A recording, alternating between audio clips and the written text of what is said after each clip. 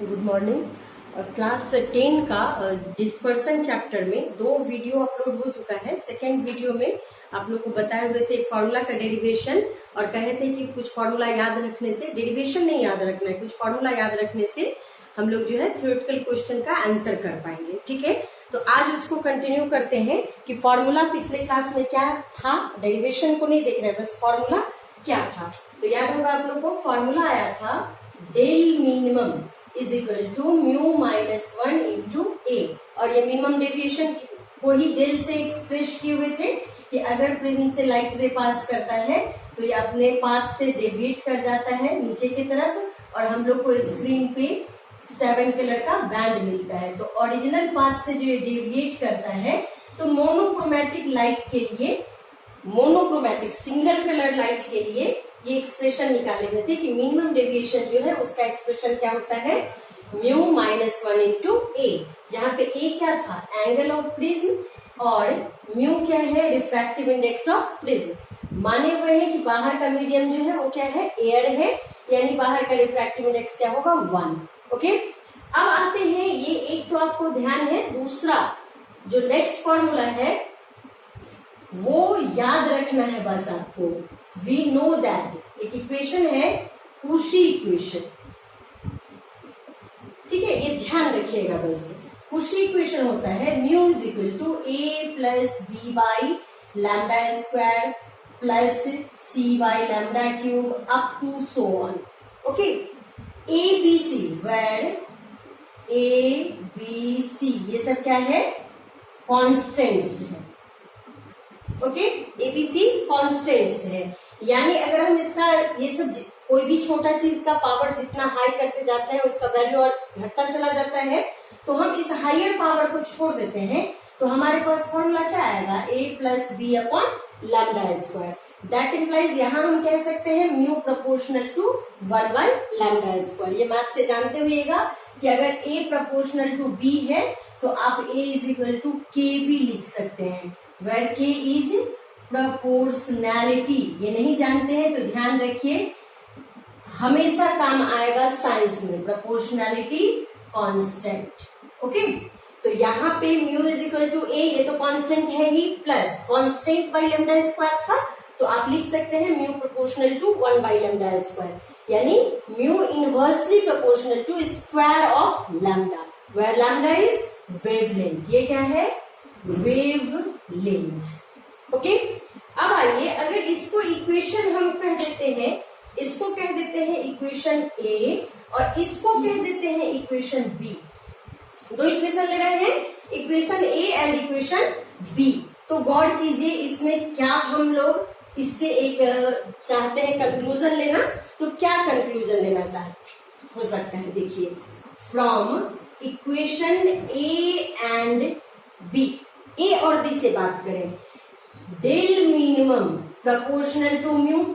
कैसे proportional to mu, तो A angle of prism, किसी भी पार्टिकुलर प्रिज्म के लिए एंगल क्या होता है, उसका वैल्यू कांस्टेंट होता है। प्रिज्म सॉलिड मटेरियल है तो ये एंगल फिक्स है, कोई एक वैल्यू होगा, तो ये फिक्स क्वांटिटी हो गया, ये भी फिक्स हो गया, यानी ये दोनों क्या है, कांस्टेंट।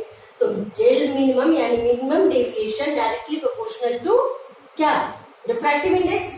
तो इसी बात को यहाँ लिख दिए हैं, minimum deviation directly proportional to refractive index and refractive index inversely proportional to lambda square. तो इस दोनों से हम लोग क्या डिसाइड कर सकते हैं, minimum deviation inversely proportional to lambda square, यानी अगर लैम्डा छोटा होगा तो डेविएशन क्या हो जाएगा, बड़ा होगा।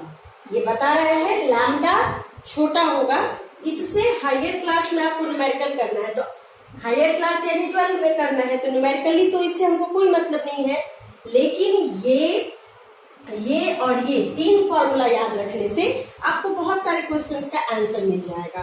क्या क्या, उसको हम लोग डिस्कस करें। यहाँ हमको आ गया minimum deviation inversely proportional to lambda square. Okay, अब आगे हम बात करते हैं जो विवग्योर बताए थे, विवग्योर, ठीक है, ये विवग्योर जो बताए थे ये क्या है, हम ऐसा विजुअल रीजन है जिसको हमारा आंख देख पाता है, तो इसको, इसका वेवलेंथ का रेंज आपको याद करने के लिए ध्यान रखिएगा ये होता है 3600 एंगस्ट्रम टू 7600 एंगस्ट्रम। ये लाइट का फर्स्ट वीडियो में भी हम डिस्कस किए हुए थे, ठीक है। बहुत सारा बुक इसी को लिखता है 3000 एंगस्ट्रम टू 7000 एंगस्ट्रम। थोड़ा बहुत ये वेरी करता है, ओके। थोड़ा बहुत वेरी करने को हम लोग बहुत ध्यान नहीं देंगे, क्योंकि आप जानते हैं कि 1 एंगस्ट्रम जो है वो 10⁻⁻10 मीटर के इक्वल होता है, यानी ये बहुत ही ज्यादा छोटा है। बट आपको ये क्लियर हो गया होगा कि वायलेट का वेवलेंथ जो है वो होता है less than wavelength of red light, ठीक है। या कह सकते हैं वायलेट का वेवलेंथ जो है वो सबसे छोटा है और रेड का वेवलेंथ जो है वो सबसे बड़ा है, ठीक है। वायलेट का वेवलेंथ या वेवलेंथ के लिए लैम्डा हम यहाँ लगा देते हैं और यहाँ भी लैम्डा लगा देते हैं, तो कह सकते हैं कि wavelength of violet light is smallest and wavelength of red light is largest in visible region. और कोई नहीं, अल्ट्रा वायलेट या इंफ्रारेड की हम यहाँ बात ही नहीं कर रहे हैं, सिर्फ विजुअल रीजन की बात कर रहे हैं। तो अब यहाँ पे आ जाइए, वेवलेंथ की बात करते हैं। तो wavelength of violet light is less than wavelength of red light. Since कर लीजिए यहाँ पे, since wavelength of violet light is less than wavelength of red light, hence क्या कर सकते हैं, हेंस डेविएशन, मिनिमम डेविएशन कहिए, deviation of violet light is greater than minimum deviation of red light. गौर कीजिए यहां से, minimum deviation inversely proportional to lambda square है। तो जैसा हम लैम्डा का वैल्यू जानते हैं उस वैल्यू से लैम्डा फॉर वायलेट छोटा होता है, इवन कह सकते हैं सबसे छोटा होता है। तो इसी कारण से जो 7 कलर है, बाकी सारा कलर इस बीच में आएगा, सारा कलर इस बीच में आएगा। वायलेट का 3600 एंगस्ट्रम मान सकते हैं और रेड का 7600 एंगस्ट्रम। अगर ये नहीं तो कुछ बुक में ऐसा भी मिल जाएगा कि वायलेट का 3000 एंगस्ट्रम है और रेड का 7000 एंगस्ट्रम है।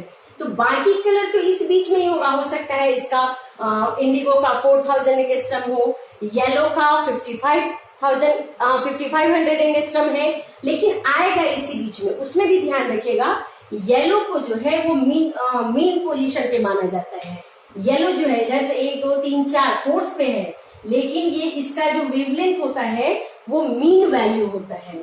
वायलेट और रेड को जोड़ के, वायलेट और रेड के वेवलेंथ को ऐड करके 2 से डिवाइड कर दीजिए तो येलो का वेवलेंथ वो माना जाता है, यानी ये मीन है, ओके।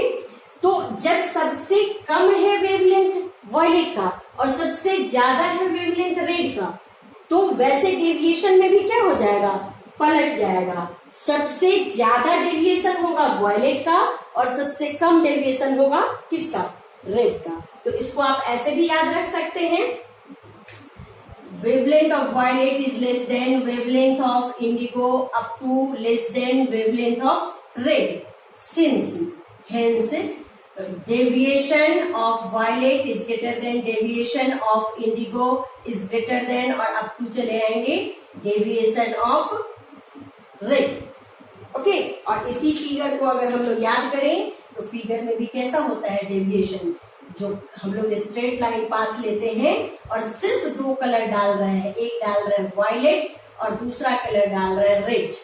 तो गौर कीजिए, डेविएशन ऑफ वायलेट आप किसको कहिएगा, डेल वी, और deviation of red del R, okay.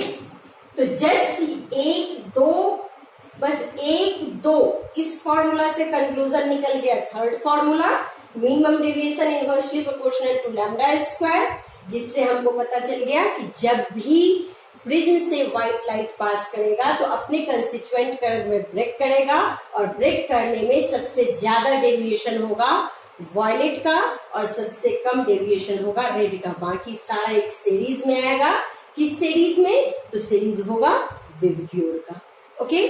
Dispersion में लगभग इतना ही कुछ है। अब आपका एक टॉपिक बस बच रहा है, कौन सा, स्कैटरिंग। तो नेक्स्ट क्लास में स्कैटरिंग को कंप्लीट कर लेते हैं, फिर आगे आई या ऑप्टिकल इंस्ट्रूमेंट है तो 1 या 2 क्लास में वो भी कंप्लीट हो जाएगा, ओके। इसको नोट कर